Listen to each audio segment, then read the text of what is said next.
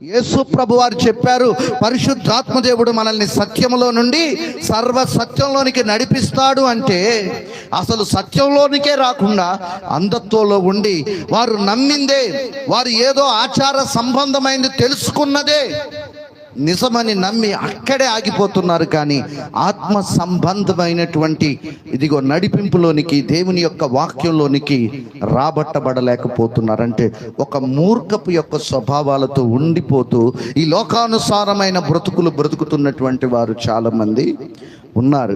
బైబిల్లో ఏముంది చదువుకోండి అంటే, వినండి అంటే బైబిల్ ప్రకారం బ్రతకరు. కానీ ఎవరో సంస్థల వారు, నాయకులు పెట్టిన ఆచారాలు మాత్రం తూచా తప్పకుండా పాటిస్తారు.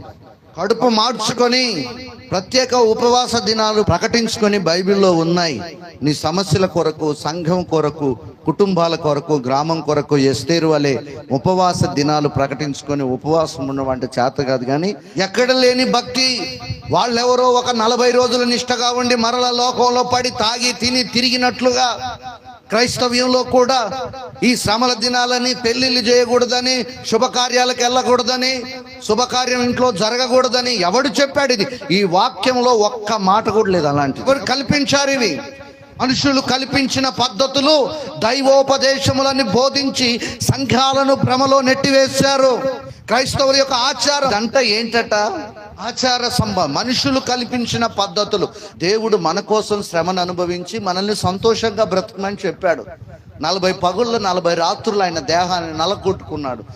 మనం సంతోషంగా ఉండాలని ఆయన చనిపోయాడు. ఆయన శ్రమ పడ్డాడంటే ఈమె ఉపవాసం నుండి ఏడుతుందట. ఎవరి కోసం? యేసయ్య కోసం అంట. అరే, యేసయ్య నీ కోసం తాను నలగొట్టుకొని చచ్చిపోయాడు. ఎందుకంట? మనం చచ్చిపోని స్థానంలో ఆయన చనిపోయి మనల్ని ఆనందమయంగా చేశాడు. ఆనందంగా ఆయన స్తుతించమన్నాడు. నీ సమస్యల కోసం నువ్వు ఉపవాసం ఉండు, నీ కుటుంబ పరిస్థితుల కోసం నువ్వు ఉపవాసం ఉండు. నశించిపోతున్న వారికి, స్వజాతి ప్రజలు నశించిపోతుంటే ఎస్తేరు ప్రత్యేకమైన ఉపవాస దినం. అవి దేవుని వాక్యానుసారమైన ఉపవాసాలు. పురుషులైతే కొంతమంది చెప్పండి ఈ 40 రోజులు, అందుకనే వాళ్ళు మన మీద బడి ఏడుస్తున్నారు, మా ఆయన్ని మీరు కాపీ కొట్టారని. అవసరం మనకి?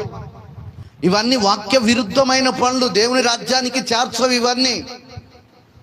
ప్రభు వాక్యం ఒకటే సెలవిస్తుంది, మూర్ఖపు భక్తి, ఆచార సంబంధమైన భక్తి కాదు ఇక్కడ మనం చేసేది, ఆత్మ సంబంధమైన భక్తి మనం చెయ్యాలి.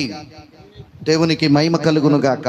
ప్రభు వాక్యం సెలవిస్తుంది, ఒక్క పాపి మారు మనసు పొందటం ప్రభుకి ఇష్టం, సంతోషం. మీలో పాటించేవారు ఉంటే మారు మనసు పొందండి.